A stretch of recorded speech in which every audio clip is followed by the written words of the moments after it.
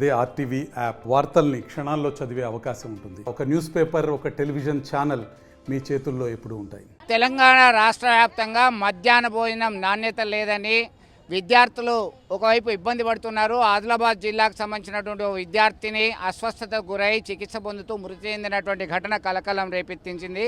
ఈ క్రమంలో అనేక ప్రాంతాల్లో ప్రభుత్వ పాఠశాలలో మధ్యాహ్న భోజనం తిన్నటువంటి విద్యార్థులు అస్వస్థతకు గురయ్యారు. అయితే మధ్యాహ్న భోజన కార్మికులందరూ కూడా జిల్లా కలెక్టరేట్కి వచ్చి ఫిర్యాదు చేయడానికి వచ్చారు, విజ్ఞప్తి చేయడానికి వచ్చారు. మౌలిక సదుపాయాలు సరిగా లేవు. కోడిగుడ్డుకి 5 రూపాయలు ప్రభుత్వం చెల్లిస్తుంది, అయితే 7.5 పెట్టి మేము కొనుగోలు చేయాలని చెప్పేసి చెప్తున్నటువంటి పరిస్థితి. కొత్త బియ్యం వల్ల కూడా ఇబ్బందులు ఎదురయ్యాయి. మరి వాళ్ళ సమస్యలు ఏంటో వాళ్ళ మాటల్లోనే తెలుసుకుందాం. ఏంటమ్మా అసలు మీ సమస్యలు? పెద్ద చిట్టా పట్టుకొచ్చిర్రు. మధ్యాహ్న భోజనము ఒక పథకం, గొప్ప పథకము, పిల్లలకి పౌష్టికాహారం అందించాలి, మధ్యాహ్న భోజనం అందించాలని చెప్పి చేస్తున్నటువంటి ప్రభుత్వం తీసుకొచ్చిన పథకంలో మీరందరూ భాగస్వాములు. మీకు వేతనాలు సరిగా వస్తున్నాయా? మీకు ఉన్న ప్రాక్టికల్ ప్రాబ్లమ్స్ ఏంటి, సమస్యలు ఏంటి? ఈరోజు తెలంగాణ ప్రభుత్వ పాఠశాల మధ్యాహ్న భోజన వంట కార్మికుల సంఘం నుండి కరీంనగర్ జిల్లా నుండి నేను రాష్ట్ర జనరల్ సెక్రటరీ, నా పేరు బాబాయ్ అమ్మను. మరి మాకు ఈరోజు అంటే మేము 23 సంవత్సరాల నుండి వంట చేస్తున్నాము. మరి మాకు చాలా ఇబ్బందులు ఉన్నాయి. రూపాయి పావుల నుండి మొదలు పెట్టుకుంటే ఈ రోజు వరకు 5 రూపాయల 45 పైసలు, 10 రూపాయల 59 పైసల వరకు మాకు పిల్లలకు ఇచ్చే మెస్ బిల్లులు ఒక్కొక్క విద్యార్థికి ఇవ్వడం జరుగుతుంది. కాబట్టి మరి దీంట్లో ఇక ముఖ్యమైన అంశాలు ఏంటంటే మరి ఇప్పుడు 20 రోజుల నుండి రైసుతోని చాలా ఇబ్బందులు ఎదుర్కొన్నాము. మరి అదేవిధంగా రైస్ అయితే కొంత 4-5 రోజుల నుండి రైసు వేరే మార్పిడి చేయడం జరిగింది. ముఖ్యంగా మాకు వచ్చేది సమస్య ఏంటంటే కోడిగుడ్లకు సంబంధించింది మరి రాష్ట్ర ప్రభుత్వం ఇచ్చేది 5 రూపాయలు, మరి మేము పెట్టేది 2.5 ఎక్కువ కలిపి 7.5, అదనంగా మేము 2.5 ఎక్కువ పెడుతున్నాం. కాబట్టి 7.5 మాకు అవుతుంది ఒక కోడిగుడ్డుకి.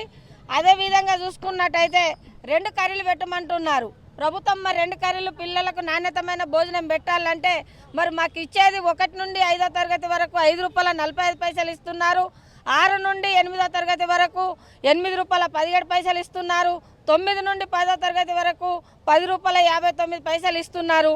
మరి మేము గతంలో కూడా 4 నెలల క్రితం కూడా మేము రాష్ట్ర ప్రభుత్వానికి కానీ, రాష్ట్ర విద్యా కమిషనర్ గారికి కానీ, రాష్ట్ర విద్యా ముఖ్య కార్యదర్శి గారికి కూడా మేము మెనూ ఛార్జీ పెంచండి, పిల్లలకు నాణ్యతమైన భోజనం పెడతామని అన్న కూడా వాళ్ళు ఎలాంటి ఇప్పటి వరకు ఈ 4 నెలల నుండి మాకు ఎలాంటి శ్రద్ధ తీసుకుంటలేరు. కాబట్టి మరి పిల్లలకి ఇచ్చేది మెస్ బిల్లులు తక్కువ, 2 కూరలు పెట్టమంటే మరి ఇప్పుడున్న రేట్లు విపరీతమైన పప్పులు, కూరగాయలు రేట్లు ఎక్కువ ఉన్నాయి. కాబట్టి మరి దయచేసి ప్రభుత్వానికి మేము విన్నపించుకునేది ఏంటంటే పిల్లలకు మెస్ బిల్లులు పెంచి మాకు నాణ్యతమైనట్టు భోజనం పెట్టమంటే మేము పెట్టగలుగుతాం. ఒకటి చెప్పండి, ఇవన్నీ సరే మీకు డిమాండ్ చేస్తున్నారు, నాణ్యమైన భోజనం పెట్టాలంటే మీకు సరిపోయే వేతనం వస్తలేదు, ఖర్చులు వస్తలేదని.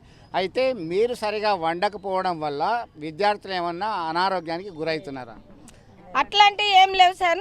అట్లాంటి అనారోగ్యానికి గురవడం అన్నది లేదు. కానీ ఉన్న ఒక రైస్ ప్రాబ్లంతో కొంత 1 రోజు 2 రోజులు జరిగేసరికి దాని ప్రభుత్వం కలెక్టర్ గారు కూడా, డిఓ గారు కూడా దాన్ని వెంటనే స్పందించి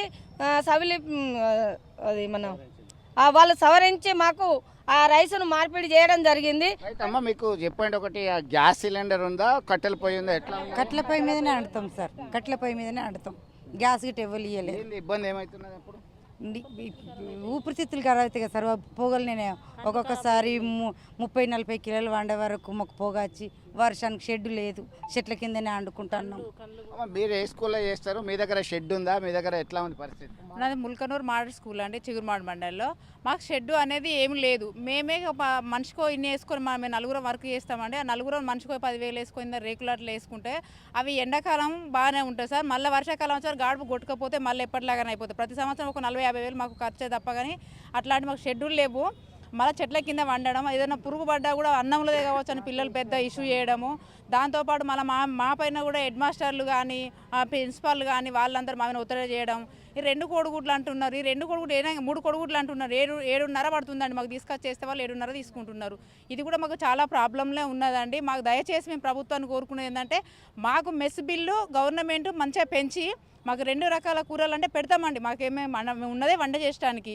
మాకు వేతనం 3,000 ఇస్తున్నారండి ప్రజెంట్. అది ఈ 3000 వేతనం చూసుకుంటూ మళ్ళీ పోతే ఈ పిల్లలకు కూడా మెస్ బిల్లు పెంచిన తర్వాత వాళ్ళకి 2 కూరలైనా పెడతాం 3 కూరలైనా పెడతాం సార్. మాకు అట్లాంటిది వాళ్ళు మెస్ బిల్లు పెంచాక అక్కడ ఇచ్చేది 5 రూపాయలకు నువ్వు 2 కూరలు నువ్వు 3 సార్లు కొడుగుడ్లు పెట్టు, నువ్వు 5 రూపాయలు ఇచ్చి 3 సార్లు కొడుగుడ్లు అంటే ఎంతగానో పెడతాం సార్. మేము ఏం చెల్లి తీసుకొచ్చి పెట్టగలుగుతాం చెప్పండి. రైట్, మీరు ఎక్కడ చేస్తారమ్మా?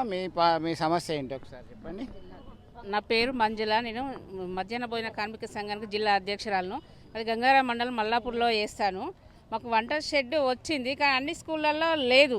కొన్ని స్కూళ్ళలో లేక అది కూడా వర్షానికి వర్షాకాలం అయితేనేమో వానకు ఆ అన్నం సరిగా అయితలేదు, ఎండాకాలం అయితేనేమో గాడుపులకు అట్లా సరిగా అయితలేదు. ప్రభుత్వం చేసే తప్పుకు మేము బలి అవుతున్నాము, చేసేది వాళ్ళు. ఏమన్నంటే ఇప్పుడు ఏమంటారంటే మొన్న బియ్యం సరిగా రాకపోతే 20 ఏళ్ళ సుంది వండినాము మేము, 22 సంవత్సరాలు అవుతుంది వండిన సుంది, ఏ రిమార్కు లేదు. ఇప్పుడు సన్న బియ్యం మన బంక బియ్యం ఇచ్చి మమ్మల్ని వండమంటే అది సరిగా కాకపోతే మీరు ఏం కోరుకుంటున్నారు ఫైనల్గా? మీకు ఎందుకు వచ్చింది ఇక్కడ?